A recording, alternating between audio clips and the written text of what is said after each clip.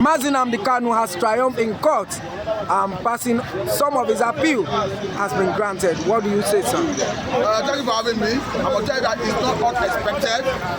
It's not unexpected because you begin to wonder why will the government that failed to do the needful, even at the level of the trial court, go to file a cross appeal.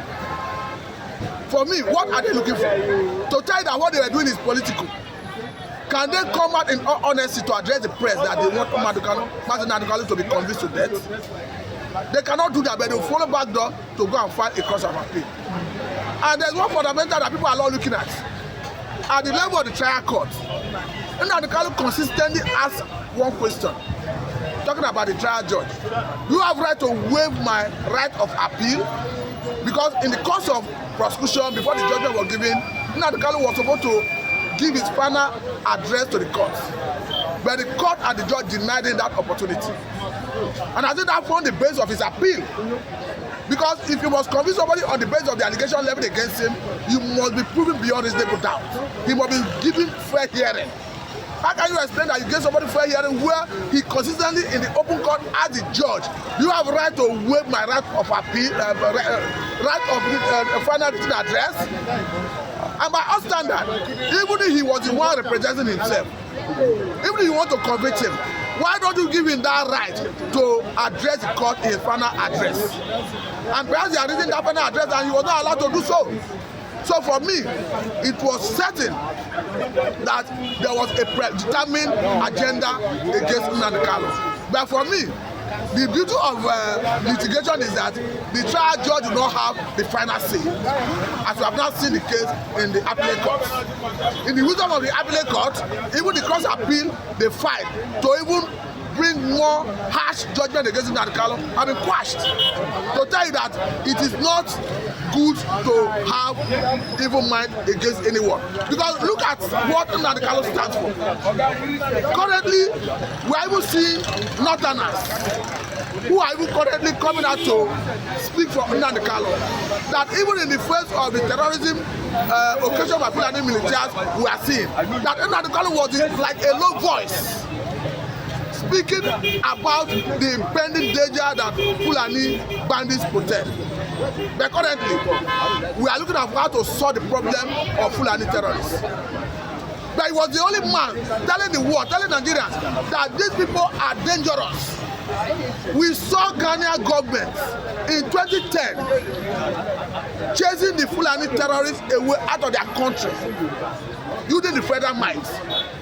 Currently, even the terrorism we used to see here happen in the northern part of the country, in Kanu, in Yobe, in of course Zamfara, in Katsina, in Plateau, it's already here with us, and even in southwestern part of the country. We saw recently the disallowing of a monarch from our local government area of Ondo State who refused to be adopted. We saw the burning down of a police station in our local government area of Ondo State.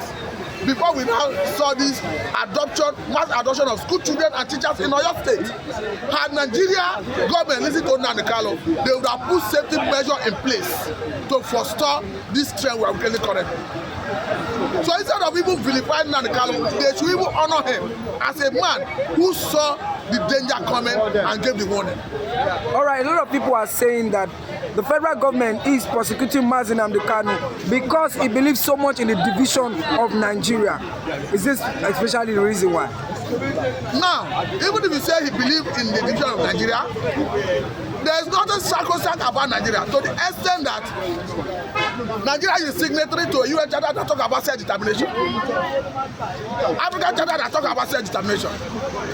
How can you now be holding somebody wanting for talking about self-determination? All the problem that Abuja Accord sought to solve is still plaguing us as a people. Instead of addressing the Namdi Kanu concern, all their agenda is to hand them. And whether you like it or not, Namdi Kanu is an international figure. This is a man who UN, talking about arm of UN that deals with arbitrary decision of persons, even told federal government before now that it should be released unconditionally. Do not forget that even before now we have seen Court of Appeal ruling and declaring that Namdi Kanu was extraordinary rendition for Kenya to Nigeria as such that it should be released unconditionally, that the federal government lost every right to prosecute him. Before the appeal to Supreme Court that saw us at this level we are today. So whether we like it or not, Namdi Kanu is already an international figure that even most recently we saw US Congress rising and admonishing the Nigerian government to be careful about the way they deal with this case. So it is irresponsible to anybody's opinion. You may like Namdi Kanu face or you don't like him, but I think one trend that is common now is we are seeing Northerners, unlike before, becoming advocates of Namdi Kanu. I continue to see one man, they call him Simon, on TikTok, who is saying that Kanu should be given a crown now for the role he played to tell Nigeria about the danger the Fulani protect, and Nigeria government never saw it coming.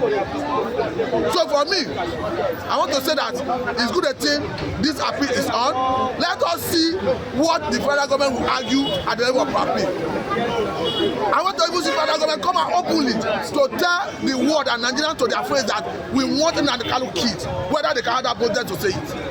To tell that they are playing politics, they can go through the back door, through the maybe office of the Attorney General of the Federation to say we fight cross of appeal, execute him. But let them come out openly, as we are saying, it is not proper to execute. Let them come out openly to say it. That's to tell that they are playing politics. What they want to do is they want to use the court to convince Namdi Kanu to death, so that the Igbos can go on their knees, start begging them as a condition for vote. That's what they're doing. They want to use it to play politics. All right, so what would you also say now that should Namdi Kanu accept the negotiation? Because a lot of people are saying the federal government is trying to still go back doors to negotiate with him. Should Namdi Kanu receive negotiations? The honorable job for federal government to do is to drop the charges, allow him to go. What are you negotiating? They should drop the charges, allow him to go. They are the ones that instituted the charges. The office of the Attorney General of the Federation had the power to drop the charges. We have seen federal government of Nigeria in the past accusing Bodejo, the chairman of Miyechiala, of banditry. He was charged to court. At some point they dropped the charges and allowed him to go.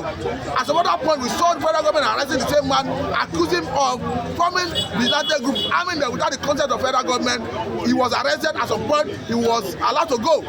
Even most recently, there is allegation of funding terrorism against him, and the federal government has said that they will be arraigning him in court. It's not clear whether they will follow their previous pattern and equally allow him to go. So the federal government is the prosecuting agency, authority. The office of the Attorney General of the Federation can decide to discontinue that case even now, and I tell you that is the honorable thing to do. All right, so what would you also say to Nigerians now? Should Nigerians trust the process? Because a lot of people are now saying the division of Nigeria is the only way to go. Do you believe in this? To me, there are two things in it. There's nothing wrong about dividing Nigeria. Because I told you, I've been shown that there's nothing sacrosanct about Nigeria. God is the one that created Nigeria. By providence, there are some unifying factors. You see, language is not your making. It's providence. God that gives you language. If you speak the same language with Mr. B, Mr. C, you are naturally the same people. That is why I love some people who tell me that I'm an Igbo man, that I'm not an Igbo man. If you come to my place, if you are born in my place, you have not visited any of the eastern states, and you grow into adulthood, you will naturally understand Igbo. So you are the same people. Language is a natural unifying factor. So if you have the Hausas having their own language, the Yoruba having their own language, the Igbos having their own language, the Fulanis having their own language, and any other ethnic minority having their distinct languages. It's very clear there are different people created by God. So coming together should have been a unanimous agreement, not coercion as we have called it. Because if you say, okay, let us discuss the base of being together, we define whether we want to be together. If in the course of defining it, we discover that being together is not working, there's nothing wrong in parting ways. Who said we cannot part ways on a round table? It's achievable. As long as we agree that we cannot work together, we can part ways. There's no wrong about that. Is why Nigerian government is a signatory to UN Charter that talks about self-determination. Go and check all the charges preferred against Namdi Kanu. You will never see anything that has to do with self-determination because the federal government knows that it's a right.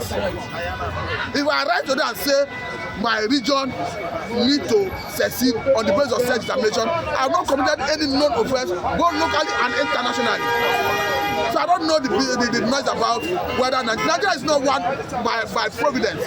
God never created Nigeria as one. It's the British government that came here and amalgamated different people together by force. Look at Brexit. We all witnessed Brexit. In the process of trying to achieve Brexit, we saw Prime Minister of England, Britain resigning. And at the end of the day, those who said they wanted to stay in Brexit have their say, but those who wanted to break away have their way. That's the beauty of democracy.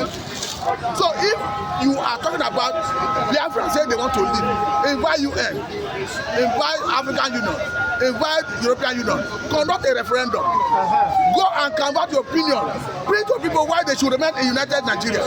Then let people vote. If they vote and those that say they want to stay in Nigeria are more in number, you would have put those that say they want to succeed in shame. That's the way to do it in a civilized society. Why 100 people arresting people, intimidating people? You cannot kill an idea. You can, no matter how you try to subdue it, to continue to resurface. That's why we see that after many years of civil war, you see Namdi Kanu rising. And tomorrow you see someone there rising. It's like that.